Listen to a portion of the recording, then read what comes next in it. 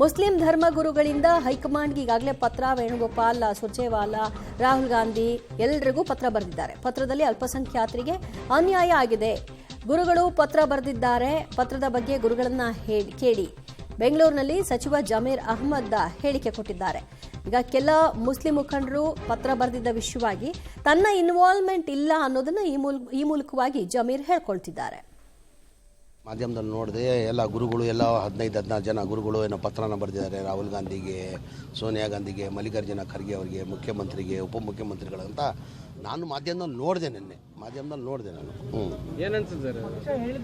ಇಲ್ಲ, ಈಗ ಅವ್ರ ಪತ್ರ ಅವ್ರು ಕೇಳಬೇಕು. ಪೂರ್ಣ ಪ್ರಮಾಣದಲ್ಲಿ ಕಾಂಗ್ರೆಸ್ನ ಬೆಂಬಲಿಸಿದೀವಿ, ಆದ್ರೆ ನಮ್ಮ ವಿಚಾರದಲ್ಲಿ ಬಹಳ ನಿರ್ದಾಕ್ಷಿಣ್ಯವಾಗಿ ನಡ್ಕೊಳ್ತಾ ಇದ್ದಾರೆ. ಇಲ್ಲ, ಅವ್ರ ಅಭಿಪ್ರಾಯ ಅವ್ರು ಹೇಳಿದ್ದಾರೆ. ನೀವು ಅವ್ರನ್ನ ಪ್ರಶ್ನೆ ಕೇಳಿದ್ರೆ ಒಳ್ಳೆತಾನೆ. ಅವ್ರ ಅಭಿಪ್ರಾಯ ನೀವು ಪ್ರಶ್ನೆ ಕೇಳಿದ್ರೆ ನಾನು ಹಿಂಗೆ ಕೊಡೋಕ್ಕಾಗ್ತದೆ? ಈಗ ಬರ್ದಿರೋದು ಪತ್ರ ಗುರುಗಳು ಎಲ್ಲ ಸೇರಿ ಬರ್ದಿರೋದು, ಹೌದು ತಾನೆ? ಈಗ ಆ ಪ್ರಶ್ನೆ ಅವ್ರನ್ನ ಕೇಳಬೇಕಾ, ನನ್ನ ಕೇಳ್ಬೇಕು? ನೀವು ಈಗ ಅವ್ರನ್ನ ಕೇಳ್ಬೇಕು ತಾನೆ. ಈ ಥರ ಪತ್ರ ಬರ್ದಿದ್ರೆ ಯಾವ ಕಾರಣಕ್ಕೆ ಬರ್ದಿದ್ದೀರ ಅಂತ ಅವ್ರು ಕೇಳಬೇಕು.